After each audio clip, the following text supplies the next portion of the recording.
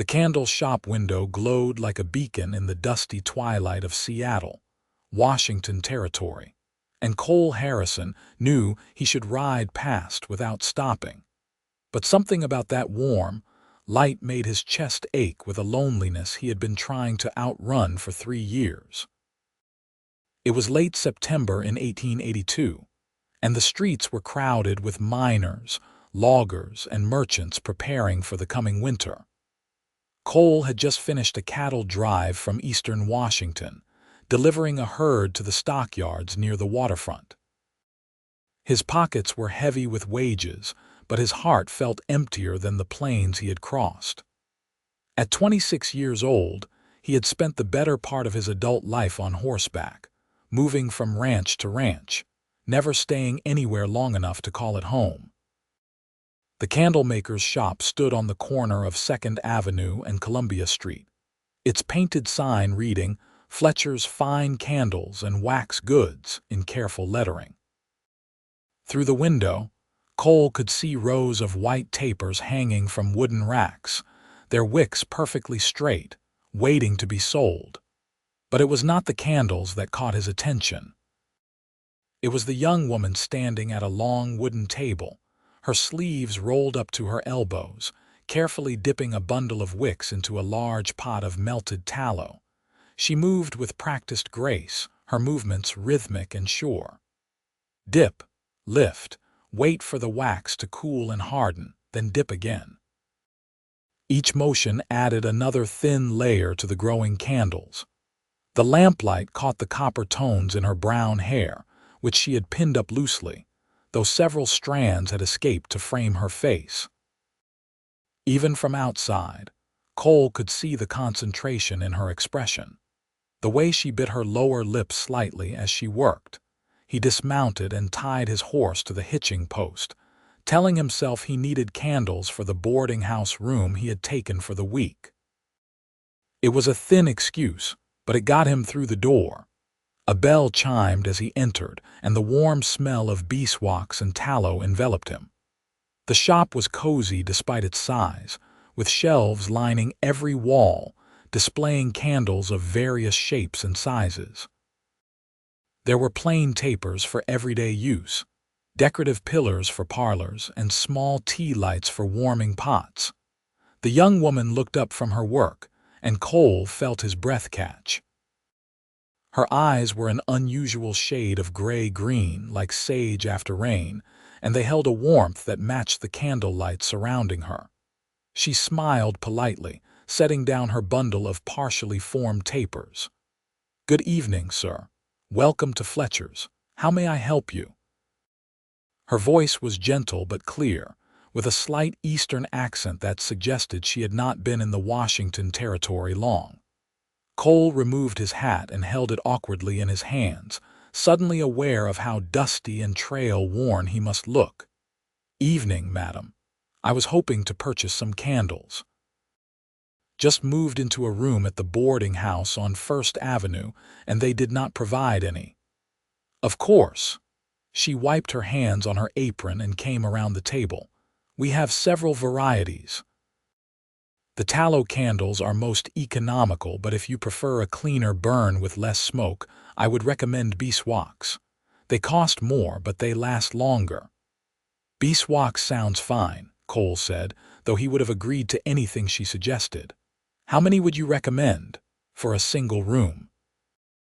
"Perhaps a half-dozen to start.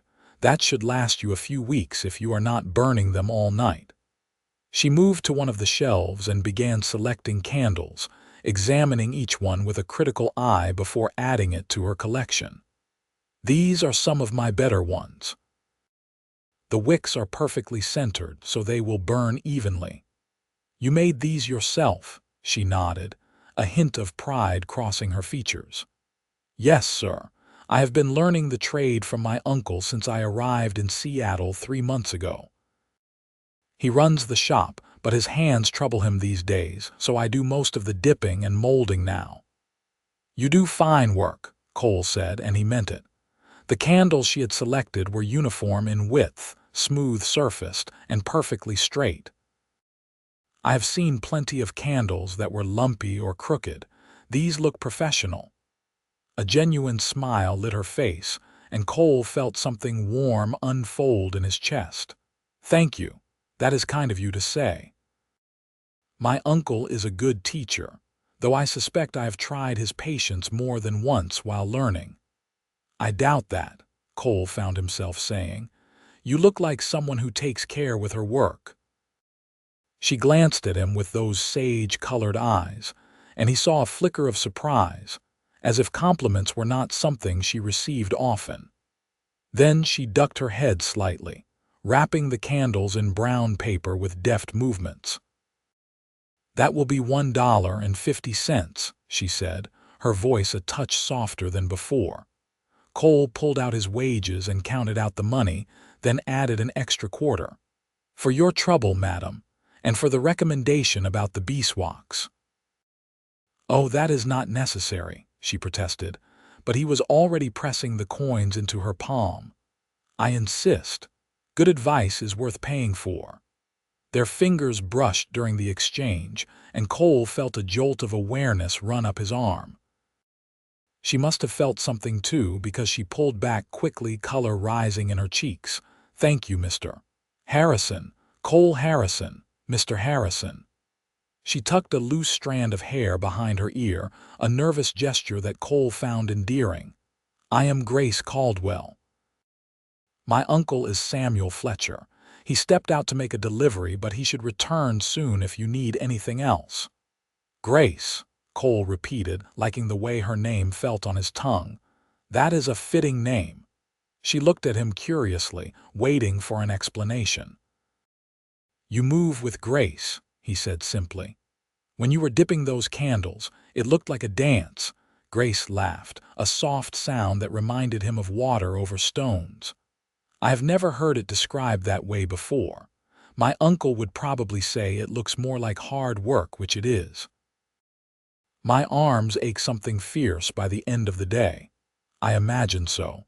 How long does it take to make a single candle?" "That depends on the thickness. A taper like these takes 20 to 30 dips, with cooling time between each one.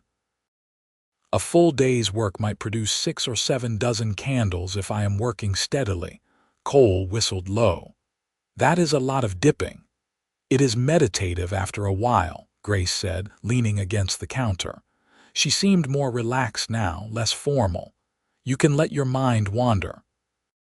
"I do some of my best thinking while making candles." "What do you think about?" The question was perhaps too personal, but Grace did not seem to mind. She considered it seriously, her head tilting slightly. "Many things. I think about my family back in Massachusetts. My mother passed 2 years ago, and my father followed her 6 months later. I think about how strange it is to be in Seattle, so far from everything I knew. I think about whether I made the right choice coming here." There was a melancholy note in her voice that tugged at Cole's heart. "I am sorry about your parents. That must have been difficult." "Thank you. They had good lives, so I try to take comfort in that. And my uncle has been kind, taking me in when I had nowhere else to go. This shop was my father's dream once before he became a school teacher. He and Uncle Samuel used to make candles together as boys. I like to think Father would be pleased that I am learning the trade now." "I am sure he would be," Cole said gently. He understood loss, though his own family troubles were of a different nature. Family connections are important. "It is good that you have your uncle." Grace studied him for a moment, her perceptive eyes seeming to see more than he intended to show. "What about you, Mr. Harrison? Do you have family in Seattle?" "No, madam. I am just passing through. I work cattle drives mostly, go where the work takes me." "That sounds like a lonely life." Her words struck closer to home than Cole wanted to admit. "It can be," he said carefully, "but it has its freedoms too, no one telling you where to be or what to do." "Freedom and loneliness often go hand in hand, I think," Grace said softly. Then she seemed to catch herself, straightening up with a slightly embarrassed smile. Listen to me getting philosophical over candles. You must think me strange. Not at all, Cole assured her. I think you are thoughtful. That is a rare quality. The bell above the door chimed again, and an older man entered, carrying an empty wooden crate. He was perhaps 60 years old, with silver hair and a weathered face that spoke of years spent working with his hands. His fingers were gnarled with arthritis, but his eyes were sharp and kind. Grace, my dear, the order has been delivered. Mrs. Henderson was very pleased with the. He trailed off as he noticed Cole. Oh, forgive me. I did not realize we had a customer. Uncle Samuel, this is Mr. Cole Harrison. He just purchased some beeswax tapers. Mr. Harrison, my uncle Samuel Fletcher. Cole shook the older man's twisted hand carefully, mindful of the arthritis. Pleased to meet you, sir. Your niece was very helpful. She is a wonder, that one, Samuel said with obvious affection. Took to candlemaking like she was born to it. Better than I was at her age, truth be told. Grace rolled her eyes good-naturedly. Uncle, you are being generous. You have forgotten about all the crooked candles I made when I first started. Everyone makes crooked candles at first. The important thing is that you kept trying until they were straight. Samuel set down the crate and rubbed his hands absently. Will you be staying in Seattle long, Mr. Harrison? I am not certain yet, Cole admitted. I finished a cattle drive today, so I have some time before I need to find the next job. Thought I might rest up for a week or two, see what opportunities present themselves. Well, if you need more candles, you know where to find us, Samuel said warmly. Grace is here most days, and I am usually around unless I am making deliveries. Cole nodded, already planning to return even though he had no real need for more candles. I will keep that in mind. Thank you both. He collected his wrapped package and put his hat back on, offering a final nod to Grace. She smiled at him, and he caught that warm glow in her eyes again, the one that had drawn him into the shop in the first place. Good evening, Mr. Harrison, she said. Good evening, Miss Caldwell. Cole stepped back out into the cooling September air, but the warmth from the candle shop seemed to linger around him. As he rode back to his boarding house, he found himself thinking not about his next job or where he would go when his money ran out, but about sage green eyes and the graceful movements of a young woman dipping tapers. The next 3 days passed with Cole finding excuses to walk past Fletcher's fine candles. He told himself he was just exploring Seattle, familiarizing himself with the town in case he decided to stay longer. The truth was harder to admit. He wanted to see Grace again, but he could not figure out a reasonable excuse to return to the shop so soon after buying candles. On the 4th day, opportunity presented itself. Cole had taken a temporary job helping to unload lumber at the waterfront, and on his way back to the boarding house, he passed a small general store. In the window was a display of books, and one in particular caught his eye, a slim volume about beekeeping and honey production. On impulse, he went inside and bought it. That evening, freshly washed and wearing his cleanest shirt, Cole walked to the candle shop just before closing time. Through the window, he could see Grace cleaning up for the day, wiping down the dipping table and checking the hanging tapers. Samuel was nowhere in sight. The bell chimed as Cole entered, and Grace looked up with surprise that quickly melted into a genuine smile of welcome. Mr. Harrison, I did not expect to see you again so soon. Are the candles not satisfactory? No, they are perfect, Cole said quickly. I actually came by for a different reason. He held up the book. I saw this and thought you might find it interesting. Since you mentioned using beeswax, I figured you might want to know more about where it comes from. Grace's eyes widened as she came forward to look at the book. A treatise on beekeeping, how thoughtful. She took it carefully, turning it over in her hands. "But Mr. Harrison, I cannot accept this. Books are expensive." "It is just a small thing," Cole said, though in truth it had cost him a good portion of a day's wages. "Call it a thank you for the good advice on candles, and maybe—" He hesitated, suddenly feeling like a nervous schoolboy. "Maybe you could call me Cole. Mr. Harrison makes me feel like I should be wearing a suit." A smile played at the corners of Grace's mouth. "Only if you call me Grace. Miss Caldwell makes me feel like I am back in finishing school, which was quite dreadful enough the first time." "You went to finishing school?" "My mother's insistence," Grace said with a wry expression. "She had hopes I would marry well. Then she passed, and my father died, and I discovered that all those lessons in needlework and etiquette did not prepare me much for making my own way in the world." "But you learned candle making," Cole pointed out. "I did, and I am grateful for it." She clutched the book to her chest, her expression softening. "This really is very kind of you, Cole. Would you like to sit for a moment? I was about to make tea before closing up the shop." "I would like that very much." Grace disappeared into the back room and returned with 2 tin cups and a small kettle. She stoked the fire in the stove that was used for melting wax and set the kettle on to heat. While they waited, she sat on a stool near the counter, and Cole leaned against the work table, comfortable in the easy silence that had developed between them. "Tell me about the cattle drives," Grace said after a moment. "It must be exciting, traveling across the territory." Cole considered how to answer. "It has its moments. Mostly it is long days in the saddle, eating dust and trying to keep the herd together. But there is something about being out on the open range, with nothing but sky in every direction. Makes you feel small, but also like anything is possible." "That sounds wonderful," Grace said wistfully. "I have spent most of my life in cities and towns. The most countryside I saw was on the train journey here, and even then, I was inside a rail car." "Would you like to see more of the territory?" Cole asked. "There are some beautiful spots around Seattle. The hills overlooking the water, the forests full of cedar and fir." "I would love that," Grace admitted, "but my uncle needs me in the shop and I do not have much free time." "What about Sunday? The shop is closed then, is it not?"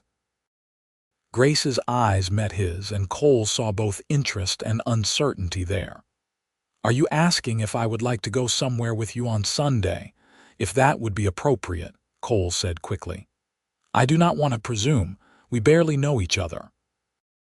"No, I would like that," Grace said, decision firming in her voice. "My uncle is always telling me I work too hard and need to get out more. Where would we go?" "There is a hill north of town that I passed on my way into Seattle. It overlooks the water and the mountains beyond. We could take a picnic lunch, make an afternoon of it." The kettle began to whistle, and Grace rose to make the tea. As she poured the hot water over the leaves, her hands were steady, but Cole could see the pleased flush in her cheeks. "That sounds lovely," she said, handing him a cup. "Should I meet you somewhere? I could call for you here," Cole suggested. "Around noon. That way we will have the afternoon and still get you home before dark. Noon on Sunday then." Grace raised her cup in a small toast. "To new adventures." Cole clinked his cup against hers, feeling lighter than he had in years.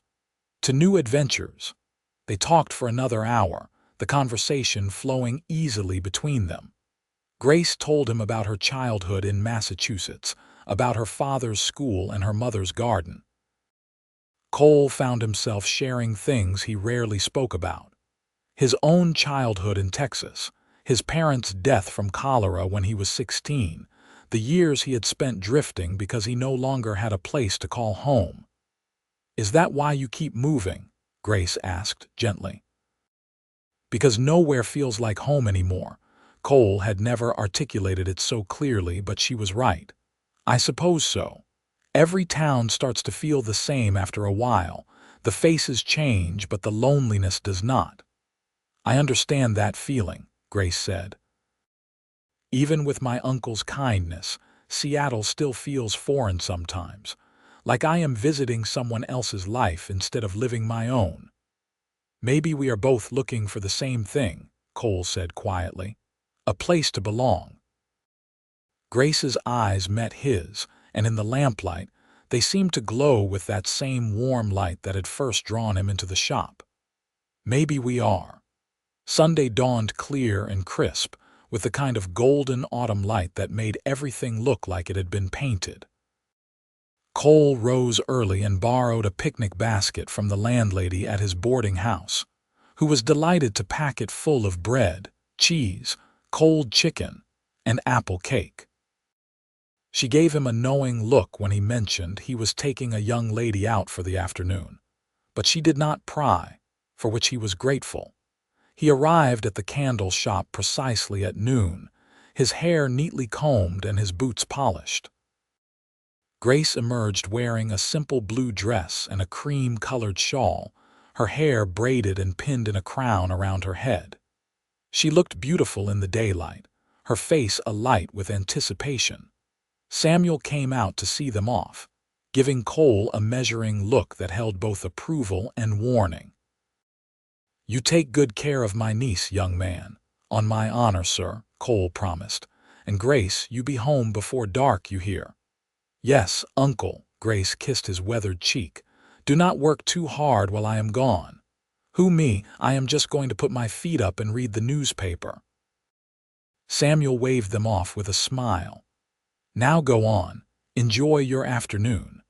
Cole had borrowed a horse and buggy for the occasion, wanting to make the trip as comfortable as possible for Grace. As they headed north through the growing city, she looked around with interest, pointing out buildings and landmarks. "That is where the fire was last year," she said, indicating a stretch of new construction. Uncle Samuel said it destroyed most of the business district, but they rebuilt it even better than before. "I heard about that," Cole said. "Seattle seems determined to grow fire or no fire." "It is a resilient town," Grace agreed. "I like that about it. Everyone here seems to be building something, working towards something. It feels hopeful." They left the bustle of town behind and climbed into the hills, following a narrow road that wound through stands of towering evergreens. The air smelled of cedar and earth, and they could hear birds calling in the trees. Grace breathed deeply, her face tilted up to catch the dappled sunlight filtering through the branches. "This is glorious," she said. "I had no idea such places were so close to the city." "The territory is full of spots like this," Cole told her. "Just have to know where to look." He guided the buggy to the crest of a hill where the trees opened up, revealing a sweeping view of Elliott Bay and the Olympic Mountains beyond. The water sparkled in the sunlight, dotted with sailing ships and steamers. In the distance, the mountains rose in shades of blue and purple, their peaks touched with early snow. Grace gasped with delight. "Oh, Cole, this is magnificent." They spread a blanket under a large cedar tree and unpacked the picnic. For a while, they ate in companionable silence, enjoying the food and the view. A light breeze stirred the branches above them, and Grace closed her eyes, savoring the moment. "I could stay here forever," she said softly. "I know what you mean," Cole replied. "It is peaceful in a way that is hard to find." After they finished eating, they sat side by side on the blanket, their shoulders almost touching. Cole found himself acutely aware of Grace's presence, the soft sound of her breathing, the way she tucked her feet under her skirt. "Can I ask you something?" Grace said, turning to look at him. "Anything. Why did you really come into the shop that first day?" "You do not strike me as someone who desperately needed candles." Cole felt heat creep up his neck, but he met her eyes honestly. "I saw you through the window. Watching you work, you just looked so focused, so peaceful. And when you looked up, I saw something in your eyes. A light, like the candles you were making. I wanted to know more about the person who had that light." Grace's breath caught slightly. That is the nicest thing anyone has ever said to me. It is the truth. From the moment I saw you, I could not stop thinking about you. I tried to stay away, told myself I was being foolish. But then I would walk past the shop and I would see you in there, and I knew I had to talk to you again. I am glad you came back, Grace said quietly. I thought about you too. After you left that first day, I kept hoping you would return. I made up conversations in my head while I was dipping candles, imagining what I would say if I saw you again. Cole shifted closer, closing the small gap between them. What did you imagine saying? Grace smiled, a slightly shy expression that made Cole's heart race. I imagined asking you to stay in Seattle, not to drift off to the next job, the next town. I know it is presumptuous and we have only just met, but there is something between us. I feel it and I think you do too. I do, Cole admitted. His hand found hers on the blanket, their fingers intertwining. I have never felt this way about anyone, Grace. It is like I was walking through fog for years and suddenly you appeared and everything became clear. Then stay, Grace whispered. Find work here. Give this a chance to become something real. Cole wanted to say yes immediately, but years of drifting had made him cautious. I do not have much to offer. No property, no real trade beyond working cattle. I would not want you to be disappointed when you realized what kind of life that means. I do not care about property or wealth, Grace said firmly. I care about finding someone who sees me, really sees me the way you do. Someone who makes me feel like I am exactly where I am supposed to be. Do you feel that when you are with me? Yes, Cole said without hesitation. Being with you feels like coming home. Grace squeezed his hand. Then that is what matters. The rest we can figure out together. Cole lifted their joined hands and pressed a gentle kiss to her knuckles. You make me want to believe in possibilities again. They sat together as the afternoon sun traced patterns through the tree branches, talking about their hopes and dreams. Grace told him about wanting to expand the candle shop eventually, maybe adding scented candles and decorative pieces. Cole found himself imagining staying in Seattle, finding steady work, building a life that was not defined by the next cattle drive or the next town over the horizon. I heard there is always work at the lumber mills, Cole said thoughtfully. It would not be as free as the open range, but it would be steady pay. Or you could work with horses, Grace suggested. Seattle is growing so fast, there must be need for someone who knows animals, a stable perhaps, or a freight company. That is not a bad idea, Cole admitted. The thought of working with horses every day appealed to him more than he wanted to admit. I will ask around tomorrow, see what is available. As the sun began to sink toward the western mountains, painting the sky in shades of orange and pink, Cole reluctantly suggested they should start back. Grace agreed, though she looked as reluctant as he felt to leave their perfect afternoon behind. On the drive back to town, Grace leaned against his shoulder, and Cole felt a contentment he had never known. By the time they pulled up to the candle shop, the first stars were beginning to appear in the deepening blue sky. Samuel was waiting for them, reading by lamplight in the shop window. He looked up as they arrived and gave them a knowing smile. Cole helped Grace down from the buggy, holding her hand a moment longer than necessary. Thank you for today. It was the best afternoon I have had in longer than I can remember. Thank you for showing me that beautiful view, Grace replied. And for making me feel like Seattle could truly become home. I will come by tomorrow, Cole promised, after I have made some inquiries about work. Grace's smile was radiant. I will be here. I am always here. Cole wanted to kiss her, but with Samuel watching from the window, he contented himself with another kiss on her hand. Good night, Grace. Good night, Cole.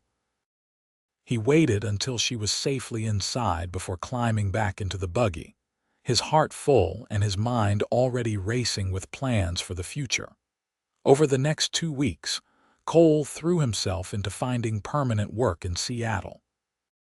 He visited every stable, freight company, and ranch within a day's ride of the city. His persistence paid off when he met Marcus Callahan, who ran a freight and delivery company that supplied goods to the logging camps in the surrounding hills.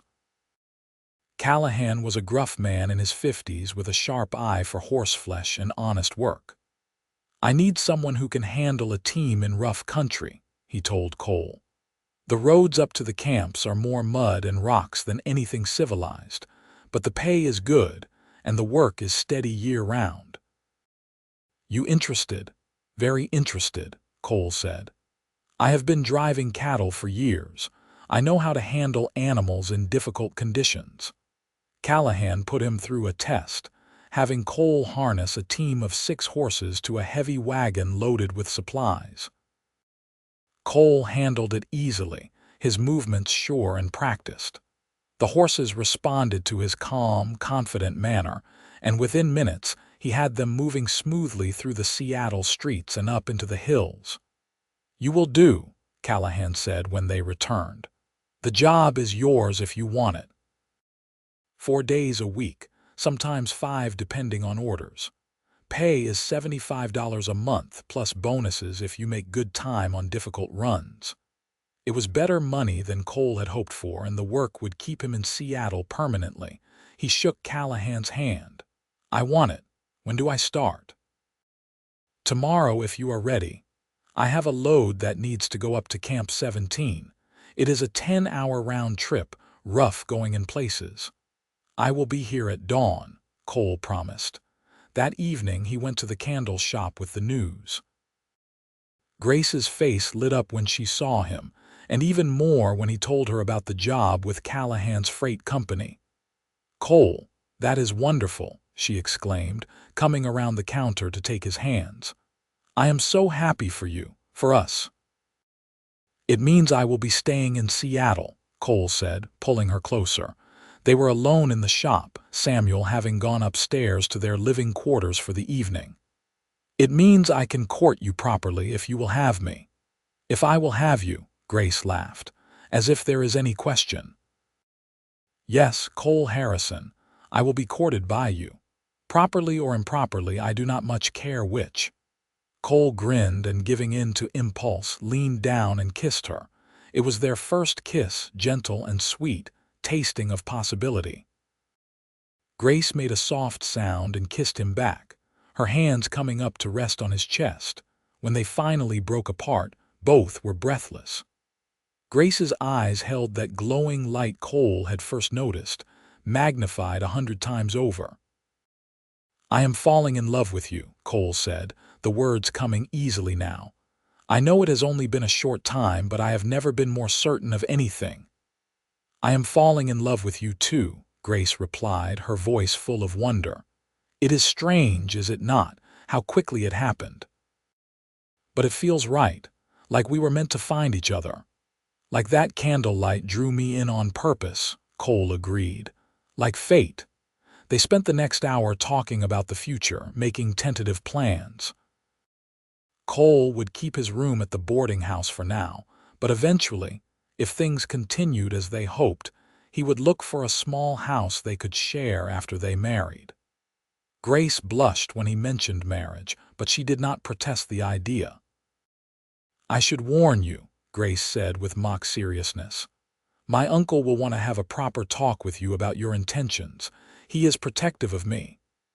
"As he should be," Cole said. "I will talk to him whenever he wants. I have nothing to hide and my intentions are completely honorable."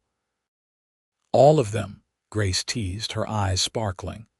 "Well, mostly honorable," Cole amended, stealing another quick kiss. "You make it hard to be entirely proper." "Good," Grace said firmly. "I have had quite enough of being entirely proper." Cole's new job proved to be exactly what he needed. The work was hard but satisfying, and he took pride in delivering supplies on time, even in the worst conditions. The other teamsters respected his skill with horses, and Callahan quickly came to trust him with the most difficult runs. His evenings belonged to Grace. Every night after work, Cole would clean up at the boarding house and then walk to the candle shop, arriving just as Grace was finishing for the day. Sometimes they would walk along the waterfront, watching the ships come and go. Other times they would sit in the shop while Grace worked on special orders, and Cole would read aloud from books or newspapers. Samuel approved of the courtship, though he made his expectations clear one evening when he invited Cole upstairs for dinner. "Grace is all the family I have left," the older man said as they sat at the table after the meal. "She came to me when she had nothing, and I will not see her hurt. You seem like a good man, Cole, and I can see you care for her. But I need to know you are serious about this, that you are not going to drift off when the next opportunity comes along." "I understand your concern, sir," Cole said respectfully. "I would feel the same in your position, but I give you my word I am not going anywhere. I spent years drifting because I did not have a reason to stay in one place. Now I do. Grace is that reason." Samuel studied him for a long moment, then nodded. "Good. That is what I needed to hear. Now, when are you planning to propose properly?" "Because the way you two look at each other, I am guessing it will be sooner rather than later." Cole felt heat rise in his face. "I am saving money for a ring. I wanted to be able to offer her something worthy of her." "Grace does not care about expensive rings," Samuel said gently. "But she does care about commitment and honesty. When you are ready, you have my blessing. Just make sure you do it right." "I will, sir. Thank you." Cole had been in Seattle for 2 months when he finally felt ready to propose. He had saved enough money to buy a simple gold band with a small garnet stone, which reminded him of the warm glow of candlelight that had first drawn him to Grace. He planned his proposal carefully, wanting it to be special. On a cold December afternoon, Cole took Grace back to the hill overlooking Elliott Bay. Snow dusted the mountains, and their breath made white clouds in the crisp air. Grace was bundled in a wool coat and scarf, her cheeks pink from the cold. "Why did you want to come back here?" she asked as they stood looking out at the view. "It is freezing." "Because this is where I first told you I was falling in love with you," Cole said, taking her hands in his. "This is where you asked me to stay in Seattle to give us a chance. And I want this to be where I ask you to spend the rest of your life with me." Grace's eyes widened as Cole dropped to one knee, pulling the small ring box from his pocket. "Grace Caldwell, you brought light into my life when I had forgotten what it felt like to have hope. Every day with you is a gift, and I want to spend all my remaining days making you as happy as you have made me. Will you marry me?" Tears spilled down Grace's cheeks as she pulled Cole to his feet. "Yes," she said through happy sobs. "Yes, yes, 1,000 times yes." Cole slipped the ring on her finger and kissed her deeply, holding her close as the cold wind whipped around them. Neither cared about the temperature. They were warm in each other's arms, lost in the joy of the moment. "I love you, Cole Harrison," Grace said when they finally broke apart. "I love you, Grace Caldwell," Cole replied. "Soon to be Grace Harrison." They married in February of 1883 in a small ceremony at the Presbyterian Church on 3rd Avenue. Samuel gave Grace away, tears running down his weathered face. Marcus Callahan stood as Cole's best man, gruffly pleased to see his best teamster settling down.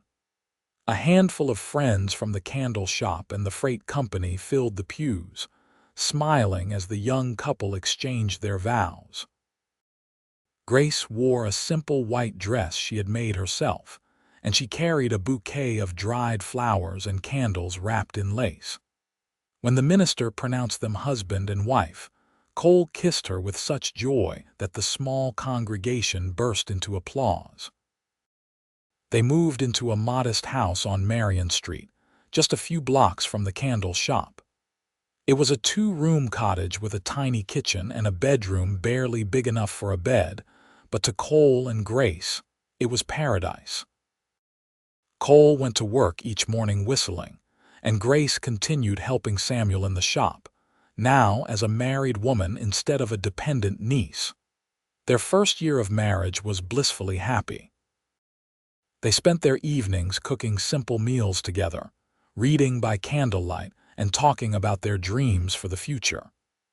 Grace taught Cole how to make candles, and he proved to be a surprisingly apt pupil, though his tapers were never as straight as hers. Cole taught Grace to ride horseback, and they would sometimes take Sunday rides into the hills, packing picnic lunches and spending hours exploring the beautiful country around Seattle. Samuel's arthritis worsened that year, and he gradually turned more of the shop over to Grace. She rose to the challenge beautifully, taking over the business side of things as well as the production. Cole helped when he could, delivering orders on his days off and doing repairs around the shop that Samuel could no longer manage. "You have been good for her," Samuel told Cole one evening as they worked together to fix a broken shelf. "I worried when she first came to Seattle that she would fade away from grief, but you brought her back to life." "She did the same for me," Cole said honestly. "I was just existing before I met her, going through the motions. Now I am actually living." In the spring of 1884, Grace discovered she was expecting their first child.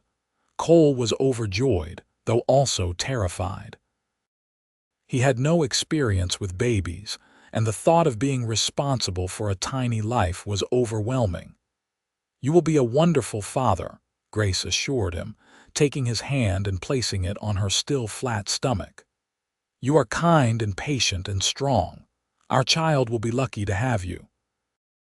"Our child will be lucky to have you," Cole corrected. "You are the one with the light in your eyes, the one who makes everything better just by being present."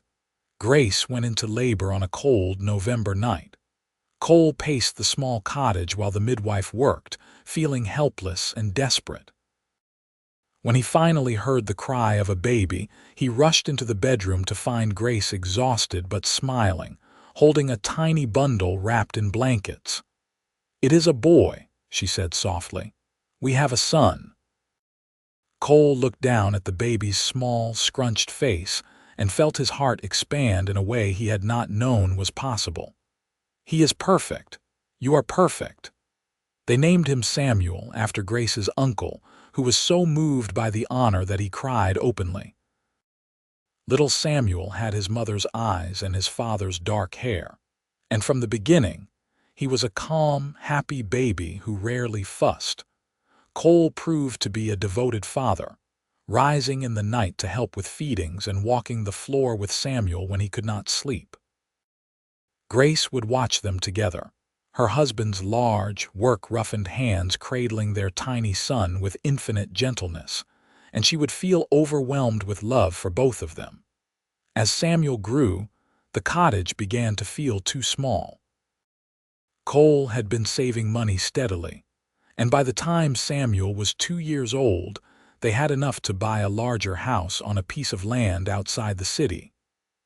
It had 4 rooms, a proper kitchen, and best of all, a small barn and pasture where Cole could keep horses. Grace's uncle decided to sell the candle shop and retire, his hands too painful now to work at all. Grace bought the business from him with money she had saved and a loan from the bank. She renamed it Caldwell and Harrison Fine Candles and began expanding the product line to include scented candles and decorative pieces, just as she had once dreamed. The business thrived under her management. Grace hired 2 young women to help with production, teaching them the craft just as Samuel had taught her. Cole cut back his hours with the freight company so he could help more with the shop and with caring for their son. Marcus Callahan understood, and he appreciated that Cole still took on the difficult runs when needed. In 1887, their second child was born, a daughter they named Catherine. She had Grace's copper-toned hair and Cole's warm brown eyes, and she was as spirited as her older brother was calm. Samuel was 4 by then, old enough to be fascinated by his baby sister. He would sit beside her cradle for hours, telling her stories and singing the songs Grace had taught him. Cole sometimes had to stop and pinch himself to make sure his life was real. The lonely cowboy who had drifted from town to town now had a wife he adored, 2 beautiful children, a successful business, and a place he could truly call home. On Sunday afternoons, the family would often drive out to the hill where Cole had first told Grace he loved her. They would spread a blanket and have a picnic, watching the ship sail across Elliott Bay while the children played. "You ever miss it?" Grace asked him one such afternoon. "The open range, the freedom of the cattle drives." Cole considered the question seriously. "Sometimes I miss the simplicity of it," he admitted. "But I would not trade what we have for anything. This life, with you and the children, this is what I was searching for all those years. I just did not know it until I saw you through that shop window, dipping tapers by candlelight." Grace leaned against his shoulder, watching Samuel chase butterflies while baby Catherine napped in her basket. "I think about that night sometimes. What would have happened if you had ridden past, if you had not stopped?" "I do not think I could have," Cole said, wrapping his arm around her. "Something pulled me into that shop. Maybe it was fate, or maybe it was just that light in your eyes, the same light I saw in those candles you were making. Either way, it was the best decision I ever made." "The best decision we both made," Grace corrected. "I could have sent you away, could have been too proper to accept your courtship, but I saw something in you that first night too, a loneliness that matched my own and a hope that we could heal each other." "And did we?" Cole asked softly. "Heal each other?" Grace turned to look at him, her sage-green eyes glowing with that same warm light that had captivated him years ago. "More than that, we made each other whole." The years passed in the gentle rhythm of family life and work. The candle shop continued to grow, and Grace opened a second location in Tacoma. Cole eventually left the freight company and took over the business side of the candle operation, using his knowledge of transportation and logistics to establish reliable supply lines for wax, wicks, and essential oils. Samuel and Catherine grew into bright, curious children who spent hours in the shop, learning the craft of candle making just as their mother had. Samuel showed an aptitude for the business side of things, often sitting with Cole to review accounts and discuss expansion plans. Catherine inherited her mother's artistic eye, creating beautiful decorative candles that became bestsellers. In 1892, Grace's uncle Samuel passed away peacefully in his sleep at the age of 72. They buried him in the cemetery overlooking Elliott Bay, and Grace planted roses on his grave, the same kind her mother had grown in Massachusetts. Young Samuel, now 8 years old, stood solemnly beside his parents and understood that he carried his great-uncle's name with pride and responsibility. That same year, Grace discovered she was expecting again. She was 31 now, and this pregnancy was harder than the previous 2. Cole worried constantly, hovering over her until she finally ordered him to stop fussing. "I am not made of glass," she told him, though she appreciated his concern. "Women have been having babies since the beginning of time. I will be fine." Their third child, a son they named Daniel, was born in April of 1893. He was a big baby with powerful lungs and his father's stubborn streak. Catherine, now 6, was delighted to have a baby brother to dote on, while Samuel at 9 took his role as oldest child very seriously, helping his parents with the new baby whenever he could. Cole was 41 now, with silver threads appearing in his dark hair.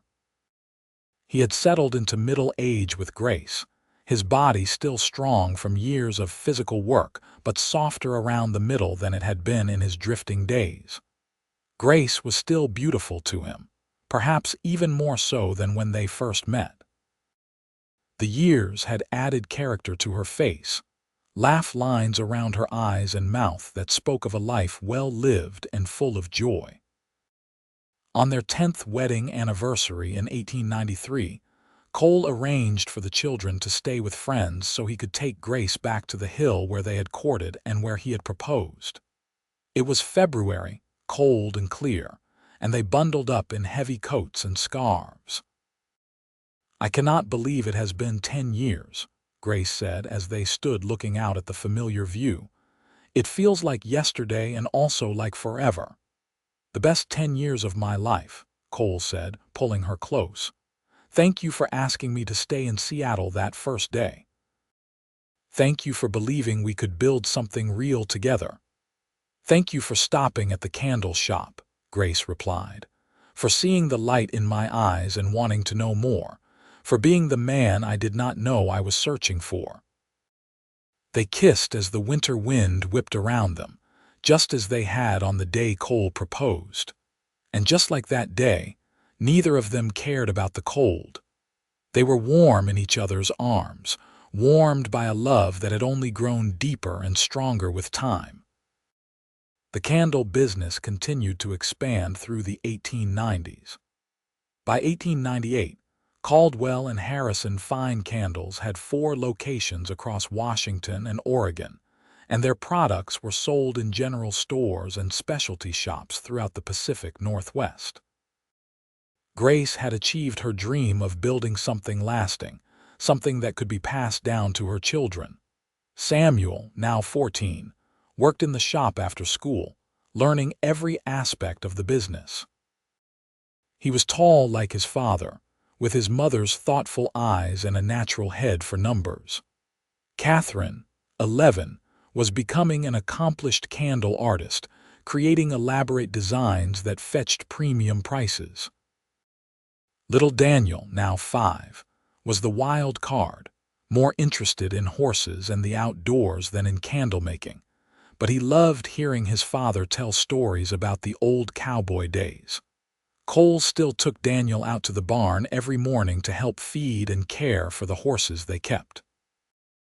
On these early mornings, with his youngest son chattering beside him, Cole would think about how far he had come from that lonely cowboy who had ridden into Seattle 16 years ago. He had found more than he ever dreamed possible: a purpose, a family, a love that sustained him through every challenge and made every joy sweeter. One evening in the summer of 1899, the whole family gathered on the porch of their house to watch the sunset.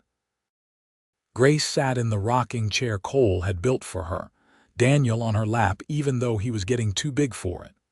Catherine sat on the porch steps, sketching the sunset with charcoal. Samuel stood with his father, discussing plans for a possible 5th shop location in Spokane. "Do you think we should expand that far east?" Samuel asked. "It is a long way from Seattle." "Your mother and I will need to discuss it," Cole said. "But I think you are right that there is potential there. The city is growing and there is demand for quality candles." Grace smiled, listening to her husband and eldest son talk business. She looked at each of her children in turn, then at Cole, and felt a profound sense of gratitude for the life they had built together. When Cole caught her eye, she saw that familiar glow of love that had never dimmed, only deepened over the years. That night, after the children were in bed, Grace and Cole sat together in their bedroom, the room lit by candles Grace had made herself.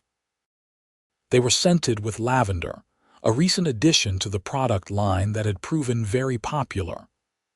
"I was thinking today about the night we met," Grace said, brushing her hair at the small vanity.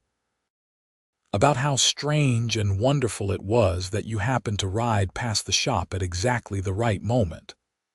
"I have thought about that many times," Cole admitted, watching her with the same attentive gaze he had given her for 16 years. What if I had arrived an hour earlier or later? What if I had been too shy to come inside? But you did come inside, Grace said, turning to face him. And I am so grateful you did. You gave me everything I needed, Cole. Love, family, partnership, a life full of meaning and joy. Cole crossed the room and took her hands, pulling her to her feet. You gave me those things too. More than that, you gave me a reason to stop running. Before you, I was always looking for the next thing, the next place. But from the moment I saw you, I knew I had found what I was searching for. Home was not a place, it was you. They held each other in the candlelight, swaying slightly to music only they could hear. Grace rested her head against Cole's chest, listening to the steady beat of his heart. The candles brought us together, she murmured. That warm glow drew you in. No, Cole corrected gently. The candles were just light. The glow I saw was in your eyes, in your spirit. That is what drew me in. That is what kept me here. And that is what I still see every time I look at you. Grace lifted her face for a kiss, and Cole obliged, pouring 16 years of love and devotion into that single gesture. When they finally parted, both were smiling. Here is to 16 more years, Grace said softly. And 16 after that, Cole replied. And all the years we are blessed to share together. As they prepared for bed, blowing out the candles one by one until only a single taper remained burning on the nightstand, Cole thought about how a moment of impulse had changed the entire course of his life. If he had not stopped that September evening in 1882, if he had not walked into Fletcher's fine candles and seen Grace dipping tapers, he would have remained that lonely drifter, searching for something he could never quite find. Instead, he had found everything. And it had all started with candlelight, and the glow he had seen in a young woman's eyes. The new century brought changes to Seattle and to the Harrison family. The city continued its rapid growth, transforming from a frontier town into a bustling metropolis. The Klondike gold rush of the late 1890s had brought thousands of people through Seattle on their way to Alaska, and many had stayed, adding to the city's prosperity. Caldwell and Harrison fine candles adapted to the changing times. As electric lighting became more common in homes and businesses, Grace wisely pivoted the company's focus toward decorative and scented candles rather than purely functional lighting. It was a prescient move that kept the business thriving even as the demand for basic tallow candles declined. Samuel graduated from high school in 1902 and formally joined the business as a partner. At 18, he was mature beyond his years, with a keen business sense and his mother's dedication to quality. Catherine, now 15, was developing her own line of artistic candles that were sold in high-end gift shops and department stores. Even Daniel, now 9, had found his place in the business, helping with deliveries and stable work. Cole was 52 years old now, his hair more silver than brown, but he was still strong and active. He had officially retired from freight work years ago to focus entirely on the candle business, but he still loved working with horses. He trained young horses for local buyers, a side business that brought in extra income and satisfied his cowboy soul. Grace, at 47, had grown into a confident businesswoman who commanded respect throughout Seattle's commercial community. She served on the board of the Ladies' Business Association and was often consulted by other women seeking to establish their own enterprises. Yet despite her success, she never forgot her roots as a grieving young woman who had come to Seattle with nothing but hope and her uncle's kindness. On a warm June evening in 1903, the Harrison family celebrated the 20th anniversary of Cole and Grace's wedding. They hosted a party at their home, inviting friends, business associates, and neighbors. The house and yard were lit with hundreds of candles from their shop, creating a magical atmosphere as darkness fell. Samuel gave a toast to his parents that brought tears to many eyes. My father was a cowboy who thought he would spend his life drifting from place to place. My mother was a young woman who had lost everything and was learning to start over. They found each other by chance, or maybe by fate, and they built a life together that has been an inspiration to everyone who knows them. They taught us that love is not just a feeling but a choice you make every day. They showed us that home is not a place, but the people you choose to share your life with. To Cole and Grace Harrison, the best parents anyone could ask for, and proof that true love really does exist. Cole stood and pulled Grace to her feet, wrapping his arm around her waist. "Thank you all for being here tonight," he said, his voice carrying across the gathering. 20 years ago, I married the woman who saved my life. Not dramatically, not heroically, but simply by being herself. By showing me that it was possible to be known, to be seen, and to be loved exactly as I was. Grace, you are my home, my heart, and my greatest adventure. Here is to 20 more years and to all the candles we will burn together along the way. Everyone raised their glasses, and in the candlelight, Cole saw that glow in Grace's eyes, as bright and warm as it had been the first night he saw her. He kissed her to the applause and cheers of their guests, and in that moment, surrounded by the fruits of their labor and the love they had cultivated, Cole knew he was the richest man alive. The party continued late into the night, with music and dancing and laughter. Catherine played the piano while guests sang popular songs. Daniel ran around with other children, playing games in the candlelit yard. Samuel stood with his father, watching the festivities with satisfaction.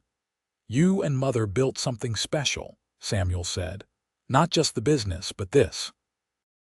The family, the friendships, the community. That is your real legacy." Cole clapped his son on the shoulder. "The business will be yours and your siblings someday.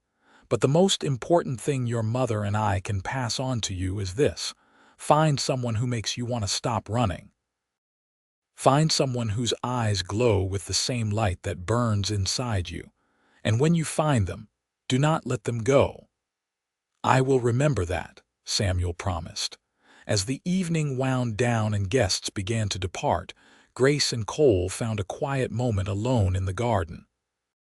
They sat on the bench Cole had built years ago, surrounded by roses and lavender, the scent mingling with the smoke from dozens of candles. "It has been a good 20 years, Grace said, leaning her head on Cole's shoulder. "The best," Cole agreed. "Though I suspect the next 20 will be even better." "Why do you say that?" "Because we will have grandchildren to spoil," Cole said with a grin. "Samuel has been courting that Thompson girl quite seriously. I would not be surprised if he proposes soon." Grace laughed. "You are right about that. And Catherine has caught the eye of that young man who works at the bank. Our children are growing up, starting their own stories." "Just as it should be," Cole said. "But no matter how many grandchildren we get, no matter how much time passes, you will always be that young woman I saw through the shop window, making candles by lamplight. That is how I see you. That is how I will always see you." Grace turned and kissed him softly. "And you will always be the cowboy who stopped when he could have ridden past. The man who chose to stay when everything in his life had taught him to keep moving. Thank you for staying, Cole. Thank you for choosing this life with me." "It was the easiest choice I ever made," Cole said honestly. "And the only one that ever really mattered." They sat together in the candlelit garden, watching the last stars appear in the darkening sky, hands clasped together as they had been for 20 years. The candles burned lower, their warm glow a constant reminder of the night that had brought them together, and the love that had sustained them through every season of their lives. Time continued its steady march.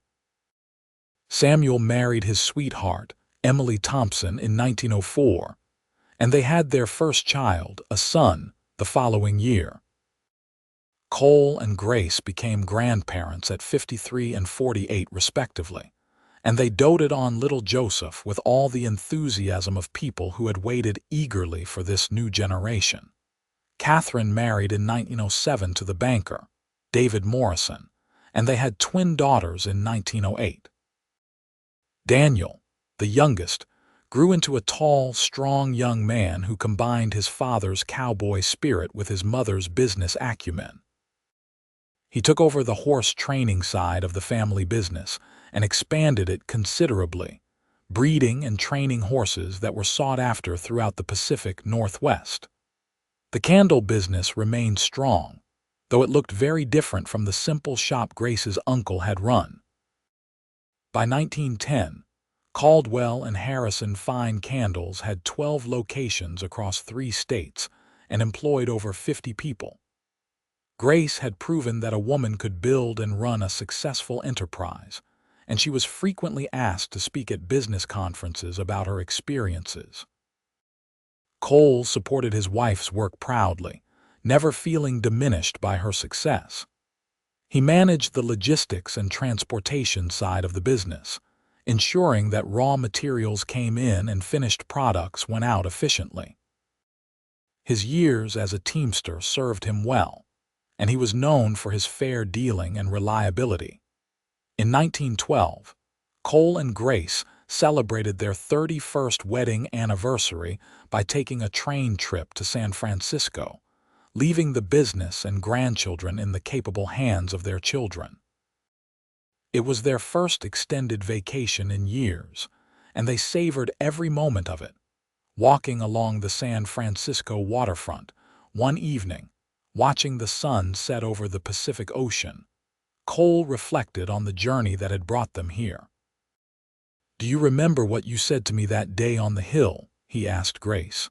"When I told you I was just a cowboy with nothing to offer." "I said I did not care about property or wealth," Grace recalled. "I said I cared about finding someone who saw me. Why do you ask?" "Because you were right," Cole said simply. "None of the material things we have built matter as much as this.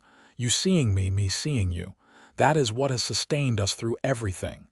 Grace squeezed his hand. "We have been blessed, have we not? Good health, wonderful children, a business that thrives, grandchildren to love. Sometimes I worry that we have been too fortunate, that we will have to pay for it somehow." "That is not how life works," Cole said gently. "We have been blessed because we chose to build something together, because we worked hard and loved each other and treated people fairly. We earned this happiness, Grace.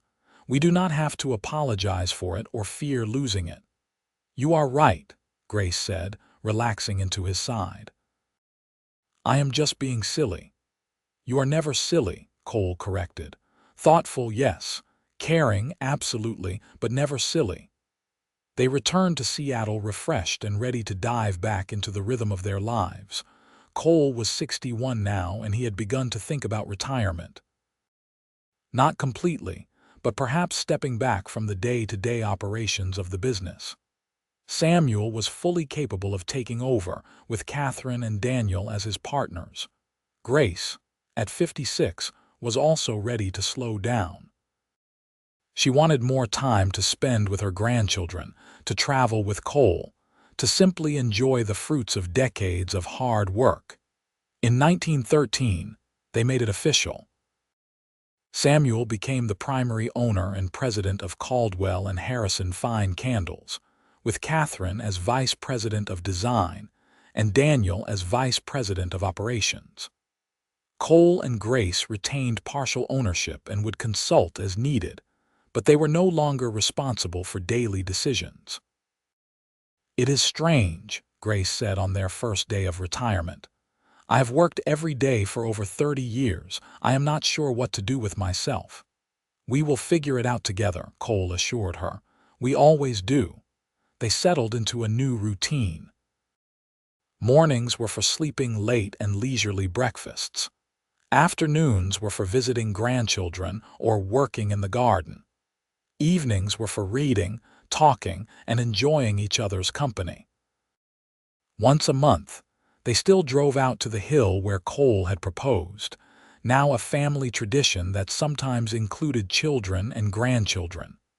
Joseph, Samuel's son, was 8 now, a serious boy who showed an early aptitude for business just like his father. The twins, Catherine's daughters Emma and Elizabeth, were 5, identical in appearance but with distinct personalities. Emma was quiet and artistic, while Elizabeth was bold and adventurous. Daniel's son, born in 1912, was named Cole after his grandfather, and he showed every sign of inheriting the family love of horses. The outbreak of the Great War in Europe in 1914 worried Cole and Grace, though America remained neutral at first. They watched with concern as the world seemed to descend into chaos, grateful that their family was safe and together. On their 32nd wedding anniversary in February 1915, Cole took Grace back to the original candle shop location, which was now a dress shop. They stood outside, looking at the window where Cole had first seen Grace dipping tapers 33 years earlier. "It all started here," Cole said softly. "This spot, this moment in time. If I could go back and talk to that lonely cowboy I would tell him that everything he is looking for is just inside that door. And if I could talk to the grief-stricken young woman Grace said, I would tell her that the man who is about to walk through the door will give her a reason to hope again." Cole wrapped his arms around Grace, holding her close as they stood on the Seattle street corner where their love story had begun. Passers-by walked around them, some smiling at the older couple embracing on the sidewalk. "I love you," Cole said, the words as heartfelt as the first time he had spoken them. "Today, tomorrow, and every day after that." "I love you too," Grace replied. "My cowboy, my home, my heart." They walked home hand in hand, their steps slower than they once were but no less steady. Behind them, the Seattle waterfront bustled with activity. Ahead of them, their home waited, warm with candlelight and full of memories. The years continued to pass, bringing both joy and sorrow. In 1916, Grace's health began to decline. She developed a persistent cough that would not go away, and the doctor diagnosed her with bronchitis. With rest and care, she recovered, but Cole noticed that she tired more easily than before. He became more protective, insisting that she rest more and work less. Grace protested at first, but eventually she accepted that she was not as young as she used to be. They spent more time at home, enjoying quiet evenings by the fireplace, always with candles burning, a constant reminder of how they had met. America entered the Great War in 1917, and Samuel, at 33, tried to enlist. Grace was beside herself with worry, but fortunately, Samuel was deemed too old and too essential to his business to be conscripted. They did their part for the war effort, with the candle factories producing emergency candles for military use. The war ended in 1918, and with it came the terrible Spanish flu pandemic. Seattle was hit hard, and the Harrison family took every precaution. They closed the shops temporarily and kept the children home from school. Cole and Grace stayed mostly isolated at their home, visited only by family members who took care to avoid bringing illness. They were fortunate. While the flu killed thousands in Seattle, the Harrison family emerged unscathed. When the pandemic finally ended in 1919, they gathered together to give thanks for their survival and to mourn those in the community who had been lost. In 1923, Cole and Grace celebrated their 40th wedding anniversary. It was a quieter celebration than their 20th had been, just family gathered at the house for dinner. Cole was 73 now, and Grace was 68. Time had marked them both, Cole's hair completely white, Grace's face deeply lined. But when they looked at each other, they still saw the young people they had been, preserved in memory and love. Joseph, Samuel's son, was now 18 and working full-time in the family business. The twins were 15, lovely young women who reminded everyone of their grandmother in their youth. Young Cole, Daniel's son, was 11 and spent every spare moment in the stables with his grandfather and father. 40 years, Grace marveled as they cut the cake Catherine had baked. Where did the time go? Into this, Cole said, gesturing at their children and grandchildren gathered around the table. Into the business, the friendships, the life we built. It did not disappear. It transformed into something better than we could have imagined. Speech, grandfather, young Cole called out, and the others joined in. Cole stood, his movements a bit stiff with age but his voice still strong. Your grandmother and I met in a candle shop 42 years ago. I was a drifter with no place to call home. She was a young woman starting over after losing everything. We should not have worked. We were too different from different worlds, but there was something between us from that first moment. A recognition, maybe, or just hope that we could be more together than we were alone. He paused, looking at Grace, who smiled at him with tears in her eyes. 40 years of marriage has taught me that love is not about grand gestures or perfect moments. It is about showing up every day, choosing each other over and over again. It is about seeing the light in your partner's eyes even on the darkest days. It is about building something together that is stronger than either of you alone. Cole raised his glass. To Grace, who gave me everything I never knew I needed, and to all of you, the legacy of that love. May you find what we found, and may you nurture it as carefully as we have. Everyone drank, and Grace stood to embrace her husband, holding him close as their family applauded. Thank you, she whispered in his ear. For every day, every moment, thank you for stopping at that shop window. Thank you for being behind it, Cole replied. As evening fell, the family lit candles throughout the house, dozens of them, all made by Caldwell and Harrison fine candles. The warm glow filled every room, and in that light, the years seemed to fall away. Cole and Grace might have been 73 and 68, but in the candlelight, they were young again, full of hope and possibility. The 1920s brought prosperity to the Harrison family. The candle business thrived in the post-war boom, and new locations opened across the western United States. Joseph proved to be as capable as his father in running the business, while the twins developed a popular line of fashionable Art Deco candles that appealed to modern tastes. Cole spent most of his time in the stables now, training horses with Daniel and young Cole. It kept him active and engaged, and he loved working with the animals. Grace had largely retired from the business, though she still sometimes visited the original Seattle location to chat with employees and check on quality. In 1925, Samuel and Emily became grandparents when Joseph married and had a son. This made Cole and Grace great-grandparents at 75 and 70, a development that delighted them both. Holding baby Samuel, named after both his great-uncle and great-great-uncle, Cole felt the weight of generations in his arms. We started all this, he said to Grace as they sat together watching baby Samuel sleep. One lonely cowboy, one grieving young woman, and 42 years later, here we are. And here we will be for a while longer, I hope, Grace said. I am not ready to leave this world yet. There is still too much to see and do. Agreed, Cole said firmly. We have at least another 10 or 20 years of adventures ahead of us. But time, relentless and uncaring, had other plans. In the spring of 1926, Cole began experiencing chest pains.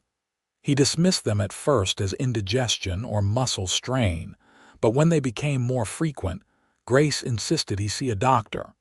The diagnosis was heart trouble. The doctor recommended rest and reduced activity, warning that Cole's heart was simply wearing out after 76 years of hard use. Cole was devastated, not by the thought of death, which he had accepted long ago, but by the idea of leaving Grace alone. "We have been together for 43 years, he said to her that night as they lay in bed. "I do not know how to exist without you. And I do not know how to exist without you," Grace said, tears running down her face. "But we will face this like we have faced everything else. Together, for as long as we have." Cole followed the doctor's orders, giving up the physical work in the stables much to his frustration. He spent his days sitting in the garden or on the porch, watching the world go by. Grace rarely left his side, reading to him or just sitting in companionable silence. The family rallied around them. Their children and grandchildren visited constantly, bringing news and laughter and life. Cole especially loved seeing young Cole, now 14, who would tell his grandfather about the horses and ask advice on training techniques. "You remind me of myself at your age," Cole told his grandson. "Full of energy and dreams, ready to take on the world." "Will you tell me again about the cattle drives?" young Cole asked. "About what it was like when you were a real cowboy." Cole smiled and launched into familiar stories, tales he had told 100 times but which never grew old in the telling. About crossing the plains, about stampedes and river crossings, about sleeping under stars so bright they seemed close enough to touch. "But the best part of all those years of wandering," Cole always finished, "was that they led me here to your great-grandmother. Without those years of searching, I would not have known how valuable it was when I finally found home." As summer turned to fall in 1926, Cole's condition stabilized. The doctor was cautiously optimistic that with continued rest, Cole might have several more years. The family began to breathe easier, hoping that they would have more time with their patriarch. On a crisp October afternoon, Cole insisted on taking Grace to their special hill one more time. Daniel drove them in an automobile, a modern convenience that Cole had grudgingly accepted, and helped his father out at the crest. "Leave us for a bit," Cole told his son. "Your mother and I need some time alone." Daniel nodded and retreated to the automobile, giving his parents privacy. Cole and Grace stood at the edge of the overlook, looking out at the view that had been part of their story for so many years. Seattle sprawled below them, vastly larger than it had been when they first stood on this spot. "Remember when this was all forest and small buildings," Grace said. "Now look at it. The city has grown so much. Just like our family," Cole said. "Started small with just the two of us. Now look at what we have built. Children, grandchildren, great-grandchildren, a business that employs hundreds of people, friends and community. All because you asked me to stay, and I said yes."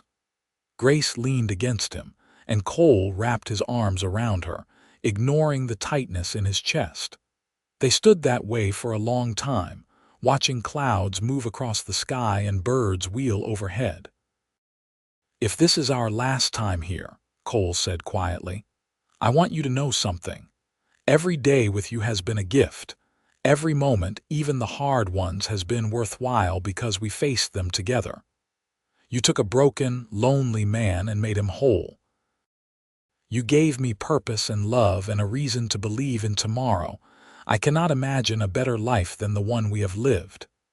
"Do not talk like that," Grace said, her voice choked with tears. "You are going to be fine. We are going to have more years together." "Maybe," Cole said. "I hope so. But if not, I need you to promise me something, anything. Promise me you will keep living, not just existing, but really living. Visit the grandchildren, work in your garden, laugh with friends. Do not let grief steal your light. The world needs that light, Grace. I needed it to find my way home, and others will need it too. I promise, Grace whispered, but only if you promise to fight to stay with me as long as you can. That is an easy promise to make, Cole said, kissing the top of her head. I will fight with everything I have. Because every extra day with you is worth fighting for. They stayed on the hill until the sun began to set, painting the sky in brilliant oranges and pinks. Daniel drove them home as darkness fell, and Cole held Grace's hand the entire way, memorizing the feeling of her fingers intertwined with his. That night, they lit candles throughout their bedroom, just as they had done for decades. In the warm, familiar glow, they lay together in bed, talking about memories and making plans for the future. Remember the first time I came into the shop? Cole asked. You were dipping tapers and the lamplight caught your hair. I remember, Grace said. You looked so awkward holding your hat, like you wanted to run away but could not make yourself leave. I could not leave because of you, Cole said. Because of the way you moved, the concentration on your face, and then you looked up and I saw your eyes and I was lost. I thought you were handsome, Grace admitted, dusty and trail-worn but handsome and kind. I could see kindness in your face. We were so young, Cole marveled, so uncertain about everything except how we felt about each other. That has not changed, Grace said firmly. I am just as certain now as I was then. More so, if possible. You are my home, Cole Harrison. You always have been. They fell asleep in each other's arms, the candles burning low around them, casting dancing shadows on the walls.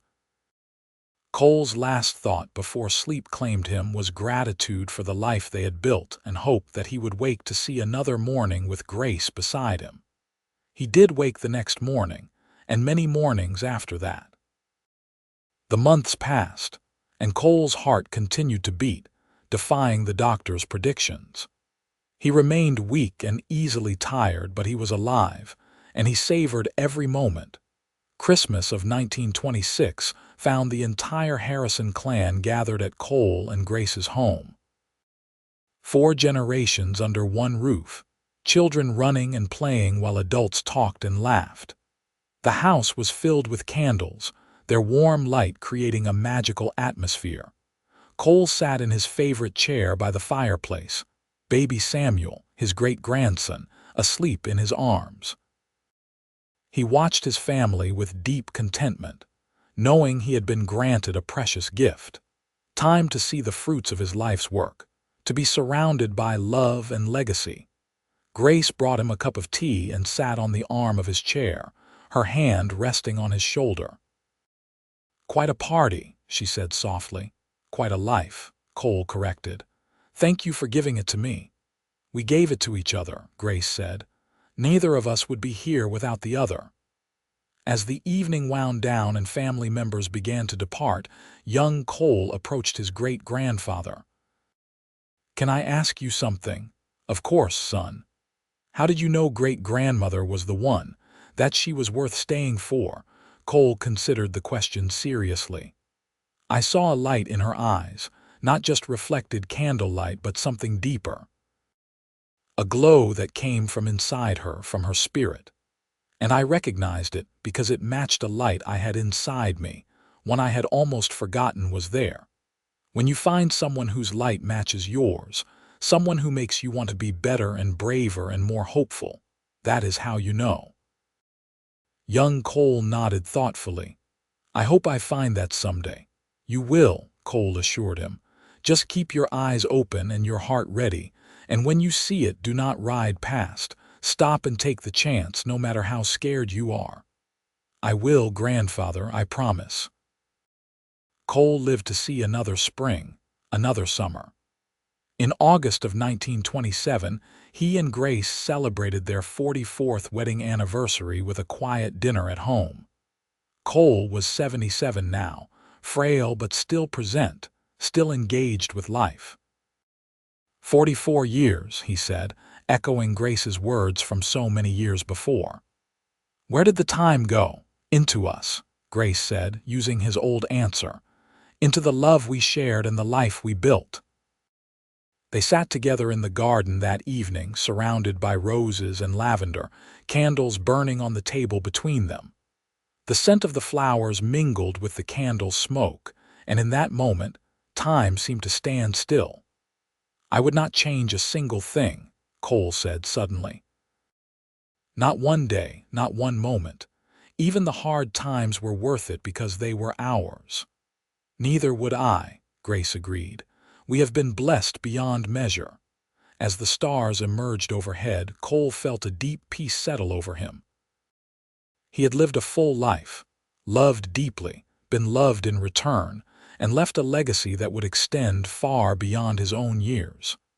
If death came tonight or tomorrow or next week, he would meet it without fear, knowing he had spent his time on earth well. But death did not come that night.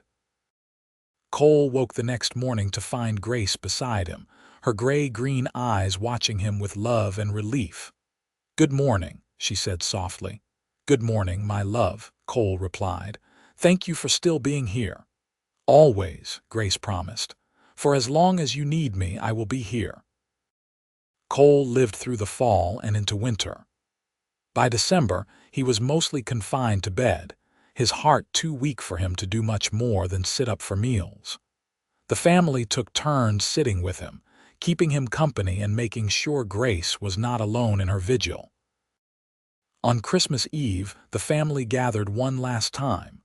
Cole was propped up in bed, wrapped in blankets, his face pale but his eyes still bright. They brought baby Samuel to him, and Cole held his great-grandson with shaking hands. "Take care of this family," Cole told young Joseph. "Take care of the business and each other.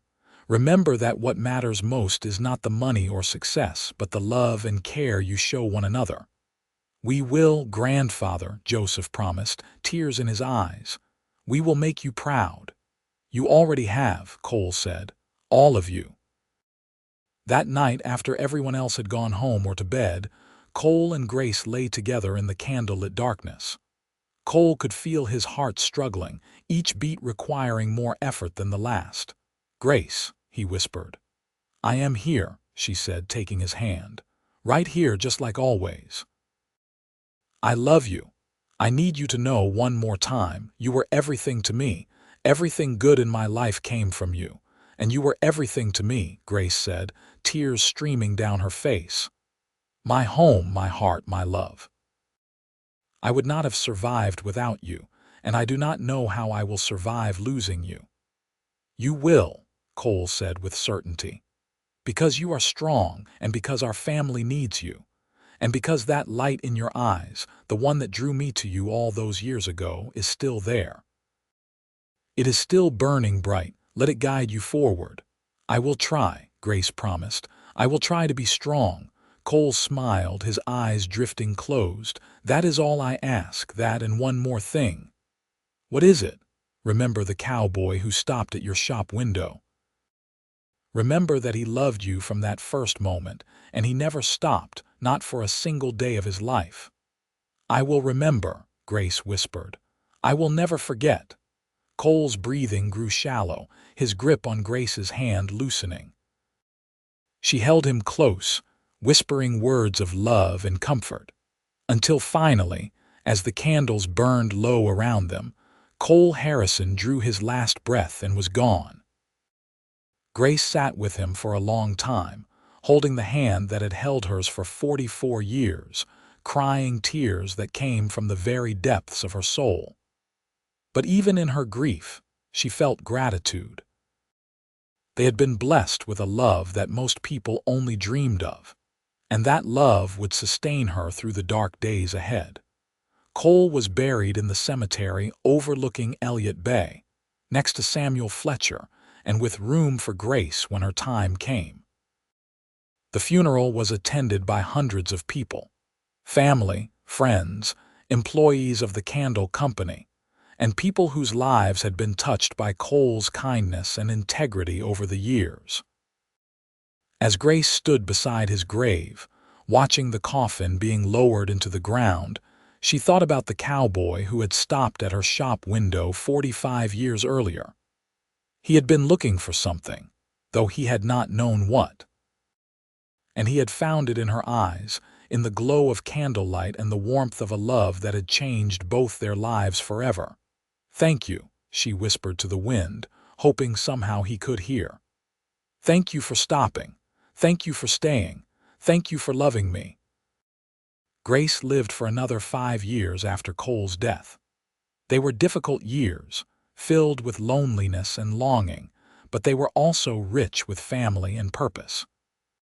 She spent time with her children and grandchildren, watched great-grandchildren grow, and remained involved in the candle business that she and Cole had built together.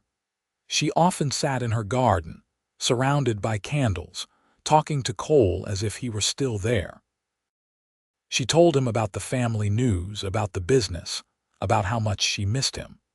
And sometimes, on quiet evenings, she would swear she felt his presence, a warmth in the air that had nothing to do with the candles burning around her. In the spring of 1932, Grace fell ill with pneumonia. She was 77 years old, and her body was tired from years of hard work and the grief of losing her beloved husband. Her children gathered around her bedside, just as they had with Cole. "Do not be sad," Grace told them as her strength faded. "I have lived a full, wonderful life. I was loved completely by the best man I ever knew, and I was blessed with children and grandchildren who have made me proud every single day. I am ready to rest now, ready to be with your father again." On a warm May evening, with candles burning around her bed and her family holding her hands, Grace closed her eyes and slipped away peacefully. Her last thought was of Cole, young and strong, waiting for her at that hill overlooking Elliott Bay, his hand extended to help her climb up beside him. They buried Grace next to Cole, and on her headstone they carved the words Cole had spoken so many times. "You were the light that led me home." The candle business continued to thrive under Joseph's leadership, eventually passing to his children and grandchildren. For generations, the Harrison family continued making candles in Seattle, always with a small plaque in every shop that read, "Founded by Grace Caldwell and Cole Harrison, who found love by candlelight." And sometimes, in the quiet moments when the shop was empty and candles burned on the work tables, employees would swear they could feel a presence, a warm glow that had nothing to do with flame or wax. It was the light of a love that had burned so brightly in life that it left echoes behind, a reminder that true love never truly dies, but continues to shine through the generations, guiding others home just as it had guided a lonely cowboy to a candlemaker's niece one September evening in 1882. The story of Cole and Grace became family legend, told and retold to each new generation. Young Harrisons grew up hearing about the cowboy who saw a light in a young woman's eyes and stopped to investigate, and the candlemaker's niece who asked him to stay and build a life together. It was a story about taking chances, about recognizing love when it appeared, and about the power of two people choosing each other every single day for a lifetime. And in every Harrison home, candles burned. Tapers, pillars, votives, and tea lights, all made by Caldwell and Harrison fine candles. Because candles represented more than just light to the Harrison family. They represented hope, love, and the moment when everything changed for the better. They represented a cowboy watching the glow and seeing it reflected in the eyes of the woman who would become his everything. And that was a light worth keeping alive.